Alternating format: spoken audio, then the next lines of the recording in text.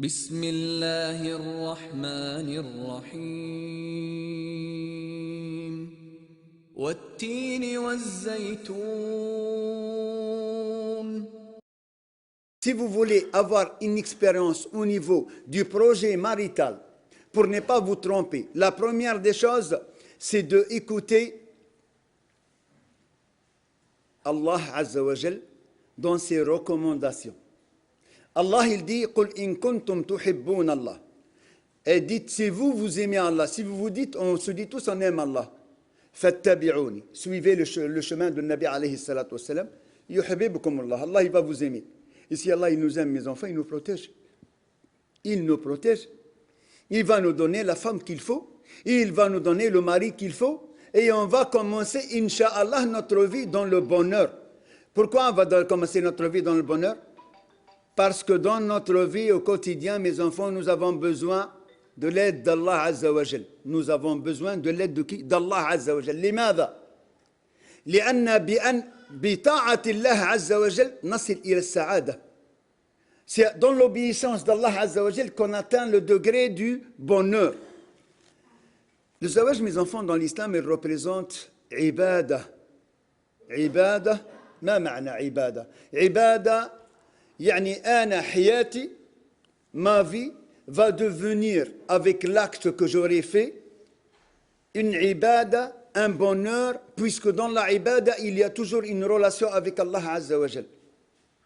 Parce que dans l'ibada il y a une connectique entre mon âme et le Créateur, Allah subhanahu wa ta'ala.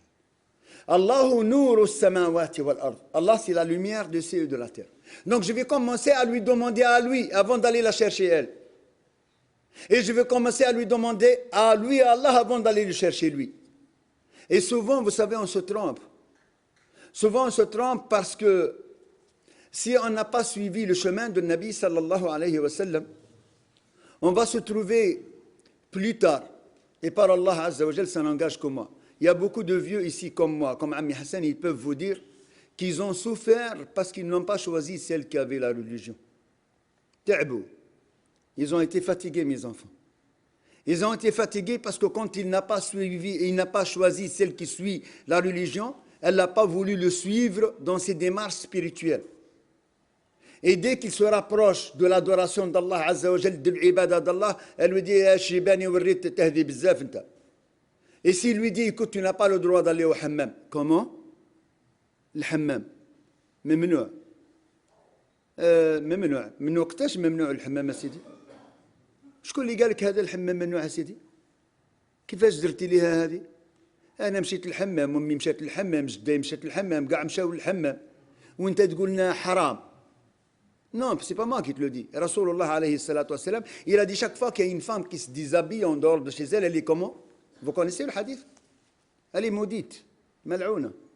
Ami Hassan. Eh oui, mais comme tu as appris une au départ, elle ne savait pas tout ça, cousin, tu vas faire avec. Dépanner rohak.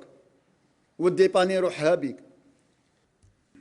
La compréhension de ma vie maritale se doit d'être en présence de quelqu'un qui m'aide à pouvoir justement aller vers Allah Azza wa Jal. Le Nabi alayhi salatu wassalam, il a dit tunkahul mar'a li arba'a, on épouse la femme pour 4 raisons. La première, c'est quoi? Li jamaliha. C'est normal. Wa alaykum salam. C'est li jamaliha. Est-ce que quelqu'un veut épouser une moche? Mais quand je me dis que je vais épouser une moche, je dis que non. Est-ce que le Nabi sallallahu alayhi wa sallam nous a recommandé d'épouser les moches? Je jure sur Allah Azza wa Jal, un jeune de ma cité, à Aubervilliers, il m'a dit, Ami Hassan, moi je vais te dire une chose. Je vais épouser une moche. Une moche. Je dis, pourquoi? Il m'a dit, parce que je suis très jaloux. Je jure sur Allah. Je dis, Hussein, écoutez bien. Je dis, Hussein, pourquoi tu épouses une moche? Épouse une belle et de lui, ne pas sortir. Il me dit, Wallah, c'est vrai, c'est une bonne idée. On dirait que je lui donne une solution. La ilaha illallah. ماذا قال النبي صلى الله عليه وسلم؟ قال الذي إذا نظرت إليها أسرتك. Celle que tu dois épouser, c'est celle que quand tu vas la voir, elle va te plaire. ولكن متى تعجبك؟ وقتاش تعجبك؟ quand elle est belle et connectée avec Allah. نعم. Parce que la beauté, elle ne dure pas. Les Marocains, ils lèvent la main. Ceux qui sont marocains, ils lèvent la main. ما تخافوش ما كان والو. Vous risquez rien. Il y avait un chanteur marocain, il s'appelle Hamid Zahir. هاو الشيباني اللي قال لك عارفه. صلوا على رسول الله. Il chantait une chanson. Vous savez, nos chansons avant, dans le temps, quand nous on était jeunes, on pouvait les écouter. Mais j'ai comme un Thomas. Wallah al-Adim. Les chansons dans le temps, il y avait des sagesses dedans. Il chantait une chanson, il lui disait لا تمني بالجمال راه الجمال يزول ولا يغرك المال راه ماشي معقول شفت الزهور جميلة وفخيرها كتذبال شحال عندي من مال وانا محتار البال. الجمال لا يدوم. من قال هذا؟ سيدنا صلى الله عليه وسلم. الجمال من تزوج للجمال يصبح تعيس ولا سعيد؟ والله تعيس. Il ne peut pas se marier avec la beauté, pour la beauté, que rien que pour la beauté, et il sera heureux. Puisque le prophète sallallahu alayhi wa sallam, il a dit non, il ne pourra pas avoir le bonheur. ولهذا, est-ce que je dois épouser quelqu'un qui ne me plaît pas? لا.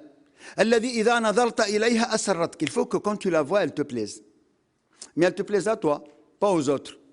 Des fois, à toi, elle te plaît, وتجي أمك ولا أختك تقول لك ما عجبتنيش. إيه أنت اللي غتزوجي معاها لا؟ أنا اللي غنتزوج معاها. واش مدخل شغلك أنت؟ لا تقول لك أنت بوغوس وهي ماشي بوغوسة. إيه. والله غير سمعناها هذه.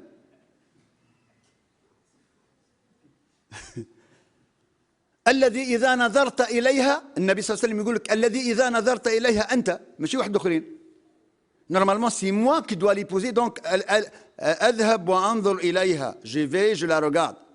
Mais je vais regarder quoi? Que sa beauté physique? Non, je vais regarder sa beauté aussi spirituelle. الروحانية تاعها. كي نشوف فيها كيفاش دير؟ واش تحنزز فيها هكا؟ واي أبري.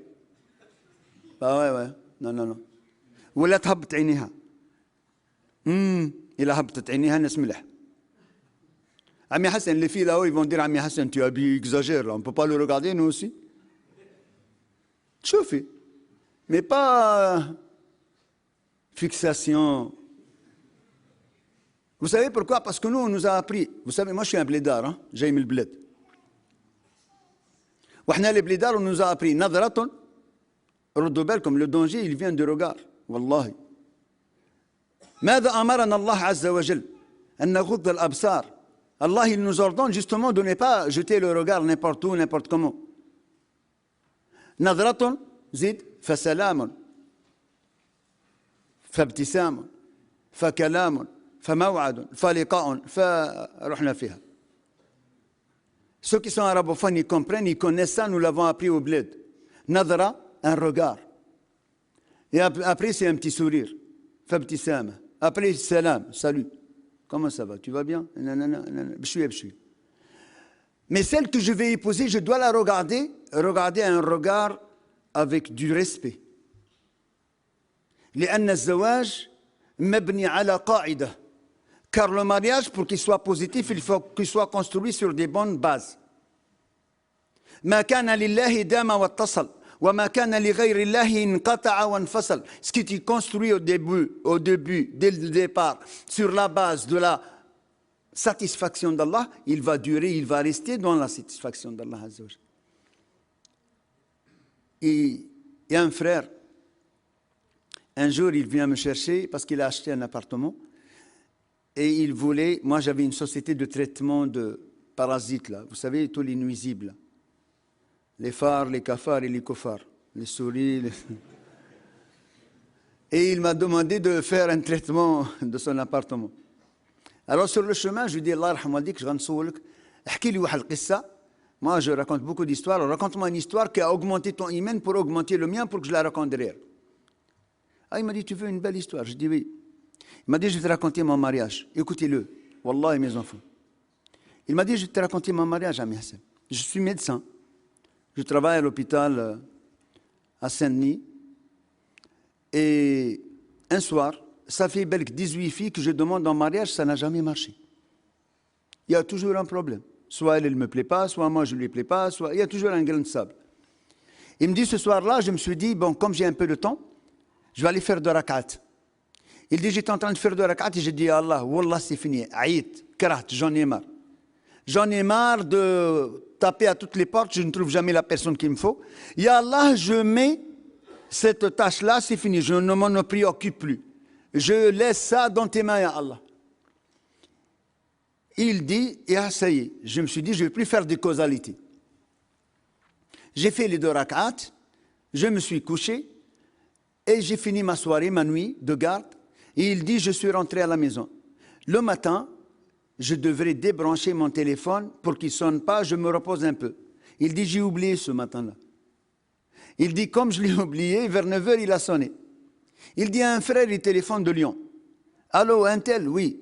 Allah yaftah alik, tzouj la mazel. Est-ce que tu étais marié ou pas? Je dis, non, je ne me suis pas marié. Il dit, s'il te plaît, wallah, wallah, wallah, il faut que tu t'organises pour que tu viennes à Lyon. J'ai ma belle-sœur, je pense que c'est la personne qu'il te faut. Il dit, j'ai fait le rapprochement entre mes 2 rak'at, mon engagement avec Allah Azza wa Jal quelques heures avant, et cette histoire. Je dis, wallah, je viens. Il dit, je suis parti à Lyon. Et pour vous résumer, il est arrivé à Lyon. Il a rencontré le frère. Il a été, donc c'était sa belle-sœur. Il a été chez eux. Et peut-être le frère, il est parmi nous. Il a été chez eux. Il a vu la fille. Il a vu 5 minutes. Vous savez comment ça se passe au bled, là, chez nous, là. La fille, elle vient, elle emmène un thé, un café, jamais vite fait, circulaire. Ça y est. T'as scanné, t'as tout fait. Après, tu prends la décision, si tu veux. Et puis après, elle est rentrée dans la cuisine. Une fois que 1h30, 2 heures après, il regarde le vieux, il lui dit, El Hajj, wesh, ana rani muafaq. Galahu lui dit, moi, si la fille elle est d'accord, il n'y a pas de problème. Le papa, il dit, il n'y a pas de problème. Donc, il demande à la fille, on va à la cuisine, on lui dit, écoute, le monsieur, il est d'accord, est-ce que toi, tu es d'accord pour... Elle dit oui. Il dit, lui, le monsieur, il dit, le frère, il lui dit, écoutez, j'ai des conditions. Première des conditions, je reviens dans 1 semaine, je me marie avec votre fille, je la prends, j'ai mon appartement, j'ai tout est prêt. Et je ne fais ni fête ni rien du tout. Il lui a dit, Anna, si la fille elle est d'accord, il n'y a pas de problème. On va lui demander. Demande à la fille, elle dit oui, moi il n'y a pas de problème. Alors, ils se sont mariés. 2 ans après, il me dit, je discute avec elle. Et c'est là où je vais en venir. Je discute avec elle, je lui dis, tu sais quoi? Tu sais pourquoi je t'ai épousé, toi? Elle dit, non, pourquoi? Elle dit, il lui raconte, il dit, tu sais quoi, la veille, j'arrivais pas à dormir, etc., etc. Et puis j'ai fait 2 rak'at, j'ai demandé à Allah Azza wa Jal, etc. Et je suis venu le lendemain, il lui raconte toute l'histoire. Elle lui dit, écoute, tu sais pourquoi je t'ai épousé, toi? Non? Eh bien, par Allah Azza wa Jal, la nuit même, je t'ai vu dans mes rêves, c'était toi qui es venu me demander ma main. Allahu Akbar. Naam, mes enfants. Allah, il a dit, at-tayyibouna lit-tayyibat. Les pieux pour les pieuses. Les dévergondés, elles vont épouser des dévergondés. Regardez mes enfants, le mariage c'est quelque chose qui est basé sur la moitié de l'adoration, donc tu ne peux pas jouer avec.